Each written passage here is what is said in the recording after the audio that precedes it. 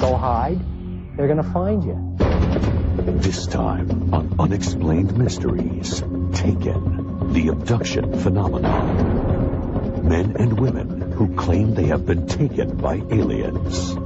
The next thing I remembered was seeing the beam coming right towards the back of the canoe. You'll hear stories of bizarre experiments performed on unwilling human subjects. They put a metal rod to my tailbone. I had something shoved up my nose. Witness their moments of anguish, relived through hypnotic regression. Coming towards us. I don't know what it's going to do. It makes me feel like I'm flying apart.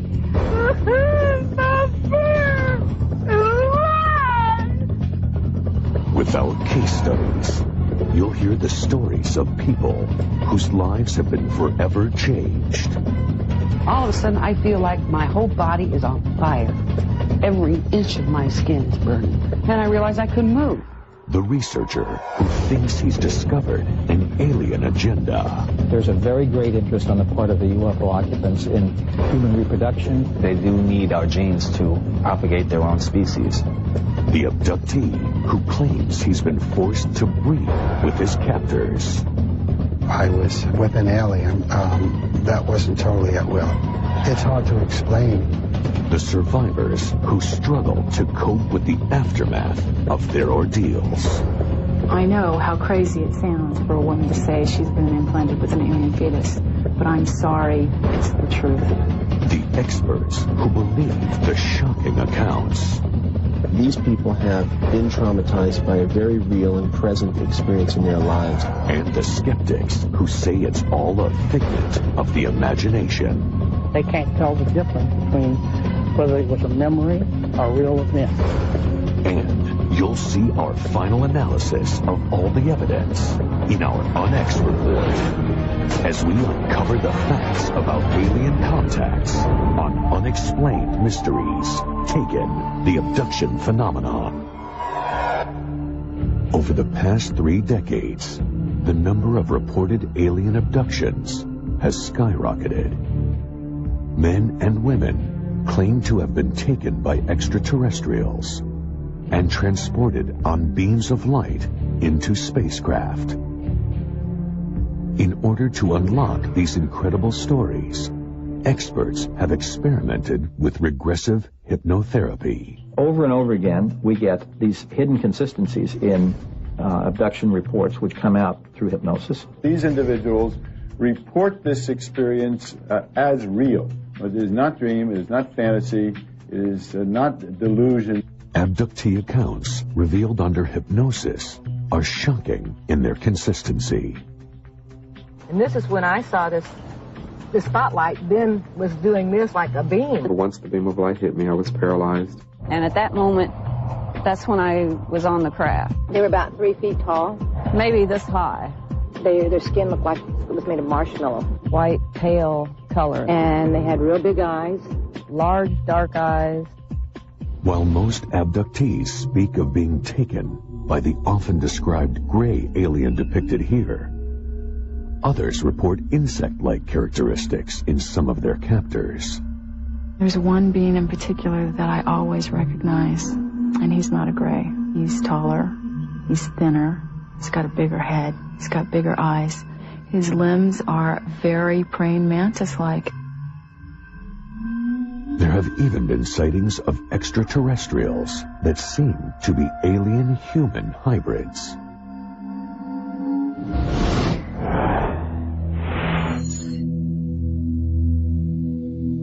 According to experts, one of the most telling signs of abduction is a gap of hours or days that cannot be accounted for.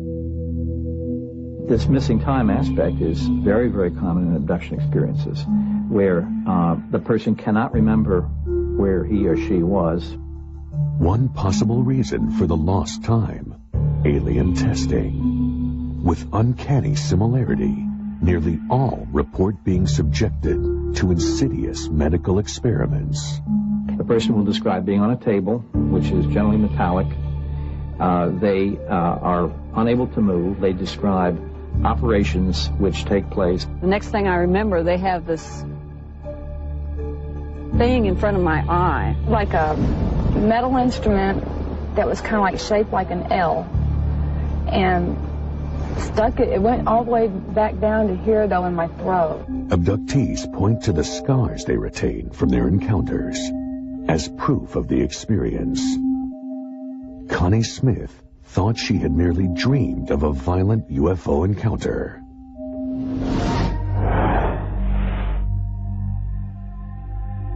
I just woke up in the morning and I did have that groggy feeling that, you know, that like I've been up all night, yet I got 8 hours sleep. And I sat down on the couch and I looked down and I had a mark just above my knee, and there was no pain to it. You could poke and poke at it and there was no pain. And then I had a little scab in my belly button with a little pinhole puncture mark in the middle. Her suspicions deepened when her daughter reported a similar experience. She had the same huge bruise, which was not painful to her, and I asked if I could see her belly button, and I checked, and she had the same thing as I did. Jesse Long says he has been abducted repeatedly since his first close encounter at the age of 4. After being subjected to a battery of experiments, he was returned home with a similar telltale scar. My mother remembers me pointing out that I had a scar on my leg. She said it never bled. Under the skin, Jesse detected a solid object. It was in my leg for 34 years, and I finally decided to have it removed. And this is what they took out. Tests on the object determined its composition to be silicone and trace metals.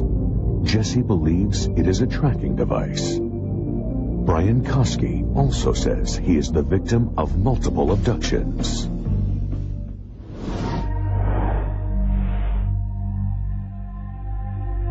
There's this big black triangle, just moving real slow across the sky, and I kind of followed over, watched it, and got to about here, kind of stopped, pivoted a little bit, made a hissing sound, and then kind of continued on to the north real slow, and just kept watching it.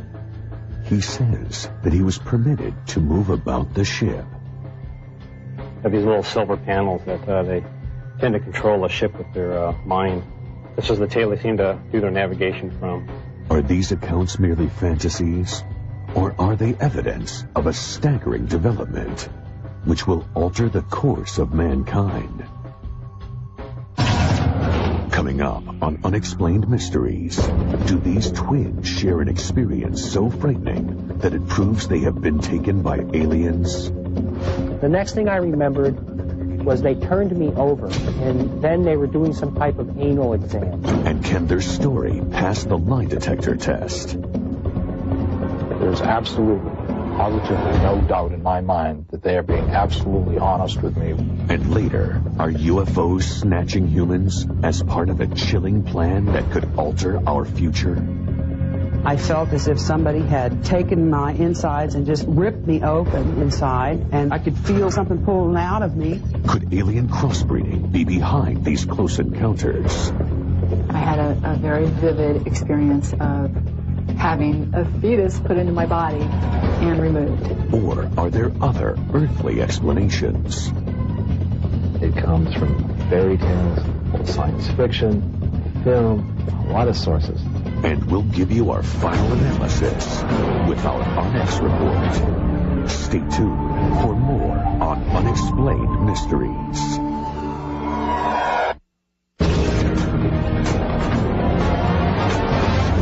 Unexplained Mysteries, Taken, the Abduction Phenomena. One individual story about being taken may be hard to believe. But what about mass abductions? Groups of people all seized at once, recalling the same chilling event.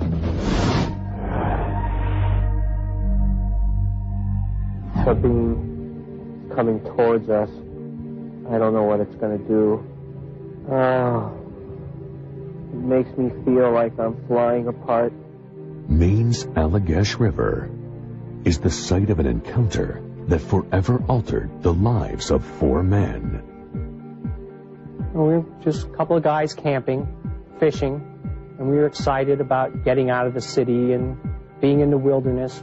Art students Charlie Foltz, Chuck Rack, and twins Jim and Jack Weiner were looking for a break from the city when they set out for the backwoods of Maine. The last thing on our minds was any UFOs or anything like that. We just wanted to go fishing. It was very, very dark. So we decided to build a fire so we could find our way back to our campsite. And all 4 of us climbed in one canoe with our fishing equipment and headed out into the lake. We were out there for approximately 15 or 20 minutes fishing with no luck. And suddenly Chuck Rack said, "Hey guys, that's a heck of a case of swamp gas." And we turned around, and probably 150, maybe 200 yards away at the most, coming out of the trees was this huge ball of glowing, pulsating light. I remember it as being a very bright, round sphere of light that had kind of a roiling quality to it. It was yellow-white in nature. The next thing I remembered was seeing the beam coming right towards the back of the canoe. And at that point, we started paddling very quickly towards the shore. And it kept just following us, coming closer and closer and closer. I was in a panic, to be honest with you. A second later, it was right on, almost on top of us, with this beam coming across the water right towards our canoe. And I remember thinking, well, we're not going to outrun this thing. There's no way we're going to outrun this thing. And then the next thing I remembered was standing on the beach. Back at their campsite, the roaring fire had burnt down to embers. Elapsed time we thought was 15 or 20 minutes, tops. And we couldn't understand why the fire had burnt down so soon. None of the men could account for the missing time, nor were they ready to discuss what had just occurred. The 4 of us were just left there standing on the beach in total silence. We didn't really even talk to each other. I guess we were in shock. Little mention was made of the incident for 12 years, until strange dreams began to torment the Weiners. And then I would wake up, and I would be drenched in sweat, and my heart would be beating really fast. And having nightmares about being in some room or some area with these strange creatures around us. I said, I can't believe you're telling me this, because I've been having the same dream. A psychiatrist evaluated the twins and referred them to UFO researcher Dr. Ray Fowler. Only after agreeing to hypnosis did the brothers begin to recall their shared experience. Here are actual recordings of the session in which all 4 men from the expedition relived their experience. A beam is coming towards us. I don't know what it's going to do. It makes me feel like I'm flying apart. Each of their individual accounts depicted the same harrowing details. Had no idea where I was. Then I realized that the 3 guys were sitting to my left on this bench, naked. All I knew was I was in a strange place, laying naked, paralyzed, with this thing coming towards me. I remember these creatures examining my brother with a type of wand. And then they were doing some type of anal exam. I remembered the pressure, heat of my physical body being ripped to shreds, like on a molecular level. I mean, it's the only way I can verbalize it, but it is an extremely unpleasant feeling. It feels like death. I think that the Weiners opened Pandora's box because now they have questions about reality that they never had before. They have questions for which there are no answers. To eliminate the possibility of a hoax, Ray Fowler arranged for a polygraph test to be administered.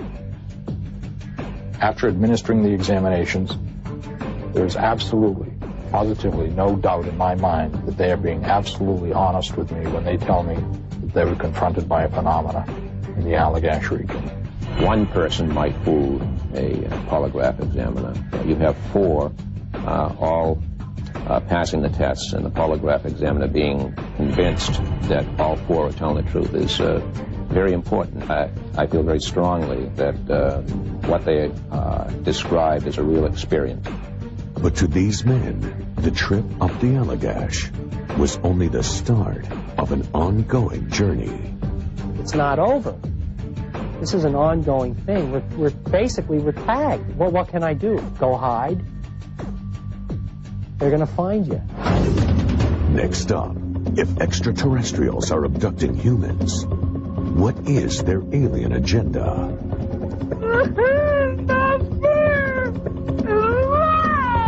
That is a woman crying out in emotional pain that her child is being taken from her. Are these events tied to the essence of human biology? Sometimes we'd be abducted and there would be sexual situations that would pair off. They've lost their own reproductive capabilities, so they are trying to find a new genetic stock with us. And later, Hollywood's take on aliens. Close Encounters, for good or evil, had an enormous effect on what people expected aliens to look like. We'll put it all in perspective in our exclusive On X report. Coming up on Unexplained Mysteries. Unexplained Mysteries, Taken, the Abduction Phenomenon. For those who have been taken, the question is not if abductions occur, but why. Indianapolis, Indiana. Debbie Jordan and her mother, Janet White, noticed a glowing beam of light radiating from their backyard. As I looked out the window, I seen a light that was about the size of a basketball. A really strange light coming out of the pump house that's next to the swimming pool out back. Debbie armed herself with a shotgun and ventured toward the light. And Debbie went out in the back, and I watched her out the back door, and she came to the pump house, and she opened the door. All of a sudden, I feel like my whole body is on fire. Every inch of my skin is burning. And I realized I couldn't move. And I also could hardly see. It was like I'd been attacked by a mob of tourists with cameras flashing me in the eyes. Neither woman could immediately recall what happened next. Later we figured out I was gone in like an hour and a half, and I only remember like 10 minutes. Debbie immediately came down with a mysterious disease, and the family dog that lived in the backyard succumbed to what was suspected radiation sickness. These clues and the neighbor's identical account of the blinding light drew the attention of UFO researcher Bud Hopkins. There was more evidence supporting this abduction than any so far investigated. Hopkins first studied the ground where the incident took place. This is what happened to that nice, rich, loamy, black-brown soil that the backyard in Indiana had. It was turned sort of gray and hard as a rock. Hopkins persuaded Debbie to submit to hypnotherapy. Something's not right.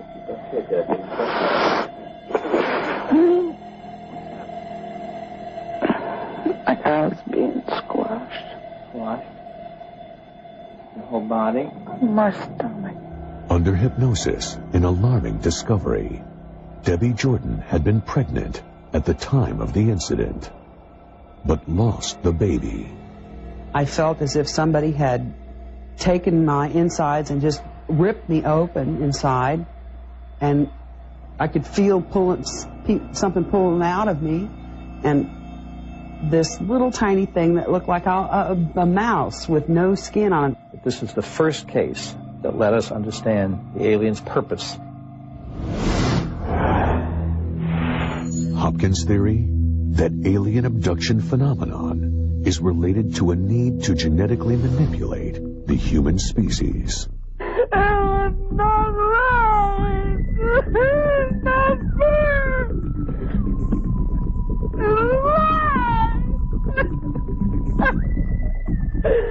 That is a woman crying out in pain emotional pain that her child is being taken from her. Through hypnosis, Debbie recalled witnessing a human-like child during her encounter.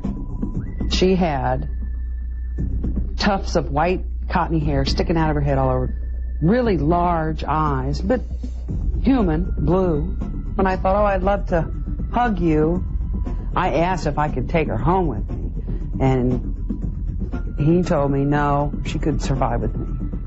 I assumed they were telling me that I was this child's mother. Debbie says her abductions continued for years afterward, halting only after her hysterectomy. But now, her legacy of abduction has been passed to her 2 children.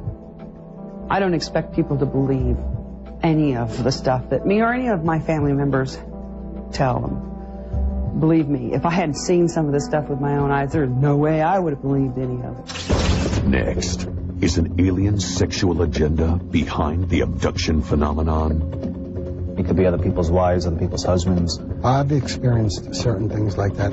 I was with an alien that wasn't totally at will.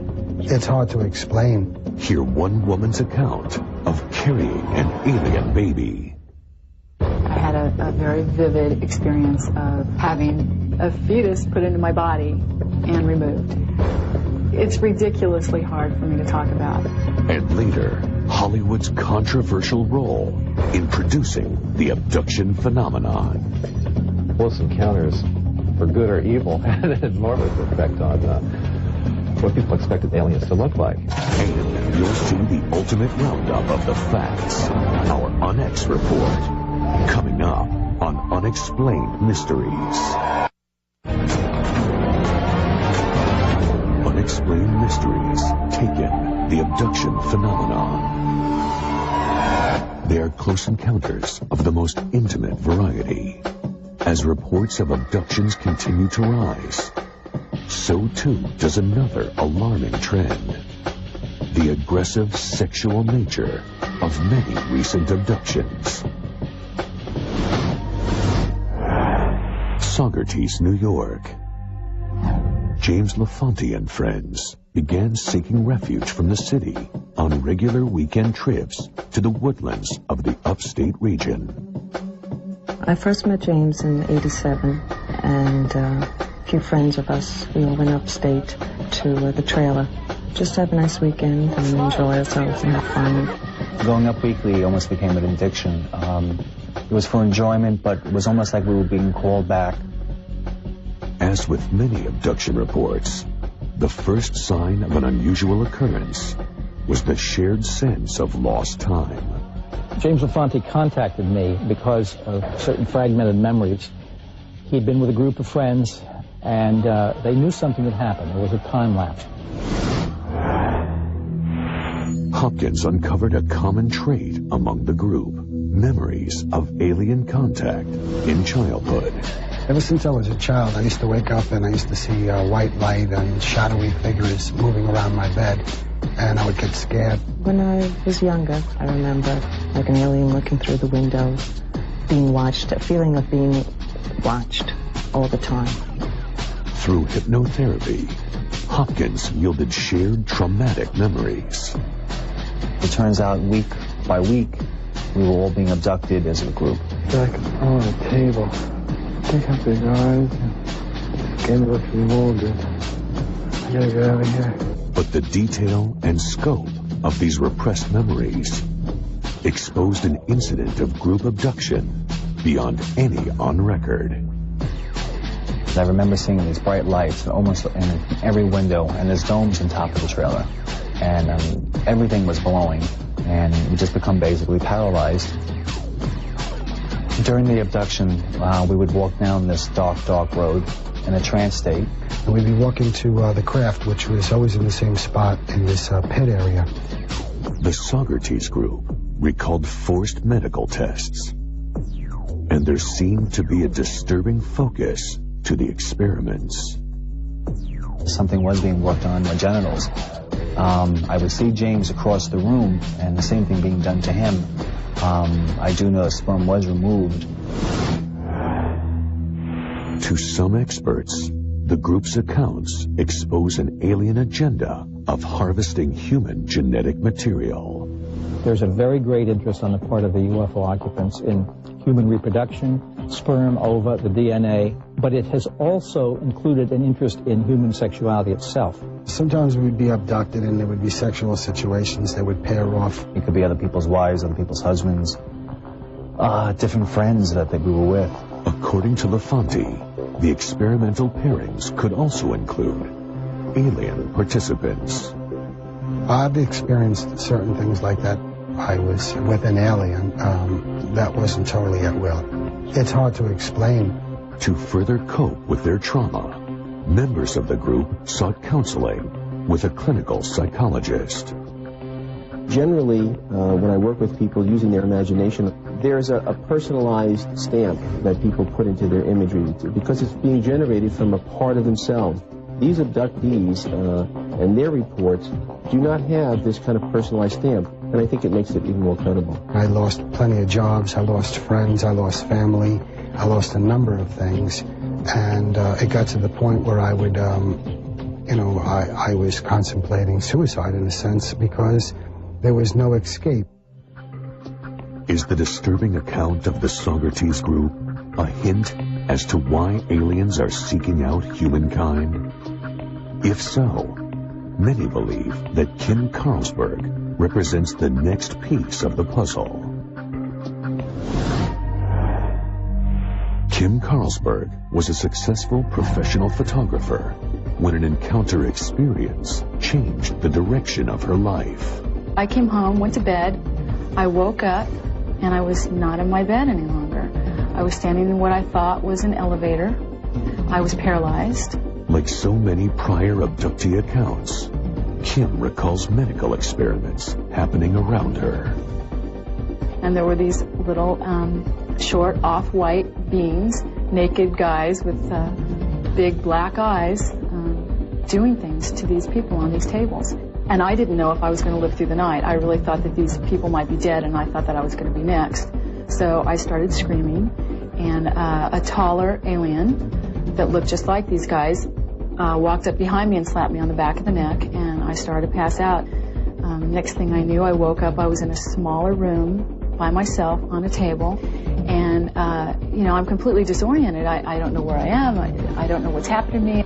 In a series of semi-lucid flashes, Kim recalls the alien testing. I had an experience where they put a metal rod to my tailbone and they take skin samples. I had something shoved up my nose. I felt this drug feeling come over my body, and I knew that I was going to be unconscious within a matter of seconds, and there wasn't anything that I could. And I woke up back in my bed, and at that point, I thought that I had completely lost my mind. I knew I wasn't hallucinating, but it was the only logical explanation. And that encounter was not an isolated episode. She has had numerous subsequent abductions. One memory is particularly harrowing. I had a very vivid experience of having a fetus put into my body and removed. It's ridiculously hard for me to talk about. Is Kim's experience corroborating evidence to others' accounts of baby harvesting? If so, why would an advanced race need human babies? One theory holds that alien evolution may have stalled, requiring human DNA for future development. Some people hypothesize that their planet or where they come from is arid and barren, and they've lost their own reproductive capabilities, so they are trying to find a new genetic stock with us. They do need our genes to propagate their own species. It's a recurring theme that we hear from a lot of abductees. They're studying us, they're studying our sexuality, our emotions, and they're using us for some design goal as the center of this experiment.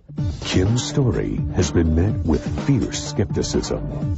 I know how crazy it sounds for a woman to say she's been implanted with an alien fetus. I'm an intelligent woman, I'm highly educated, I know how the world perceives it, but I'm sorry, it's the truth. To Kim and all abductees, the need for more research into the abduction phenomenon is urgent. Such study could either prove the reality of their claims or provide alternate answers for these troubling encounters. An extraordinary phenomenon such as this demands an extraordinary investigation. It is irresponsible to dismiss it. Next, on Unexplained Mysteries. Are these alien encounters influenced by popular culture? The more people know about what aliens are expected to look like, the more they're likely to describe an alien as looking like that preconceived idea. Or is Hollywood merely mirroring actual incidents? I think what was unique about Close Encounters is it was science fiction, and yet in a sense it wasn't. They can't tell the difference between whether it was a memory or a real event, or whether it was imagination. And this is the problem. And finally, we'll analyze the evidence in our UNX report on Unexplained Mysteries.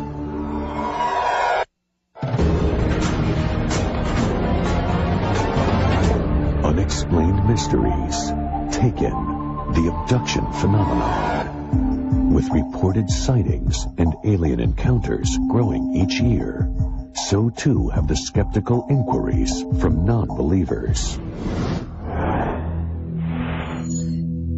Notable among this group are a number of prominent psychologists who claim that the real root of the UFO phenomenon lies deep in the unconscious mind. It's what we call waking dreams. When people start to fall asleep, on many occasions, they have a peculiar mixture of reality and fantasy or dreams. And in this particular state of consciousness, which is an altered state, they see little aliens and they see spaceships and lights in the sky and so on.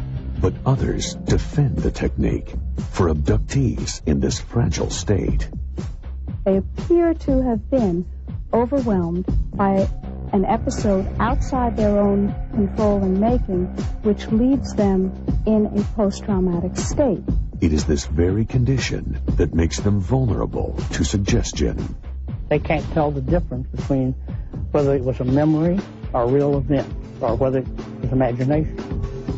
And this is the problem. It's very interesting. Either there's something very special about this fantasy that causes what otherwise does not occur, or it's not a fantasy. Others point out that abductions were scarcely reported before the science fiction boom of the mid-1950s carried visions of aliens into popular culture.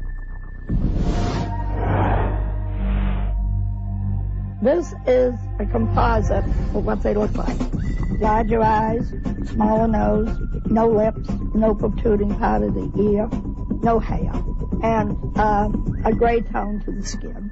A New Hampshire couple, Betty and Barney Hill, made news by becoming the first to claim that they had been abducted by aliens. UFO experts point to the Hill abduction as a watershed event in alien evolution. But to author James Oberg, the case is notable for more earthly reasons. A lot of Betty's memories are directly traceable back to a movie called Invaders from Mars. Many of the themes, many of the imageries from that film appear in almost recognizable form in Betty's story. In the account, there was kidnapping, being taken on board a flying saucer. There were needles being inserted into people's brains or other parts of their bodies. Barney Hill's recollections focused on one major feature. The unique feature here is these wrapped-around eyes, the eyeballs that move off to the forehead, off to the side of the head. It was very original, and yet less than 2 weeks after this face first appeared on television, Barney Hill, under hypnosis, suddenly remembered that his aliens had eyes like that, had eyes that wrapped around. Was it cause and effect? Did he see the show? Was his memory polluted by this Hollywood version?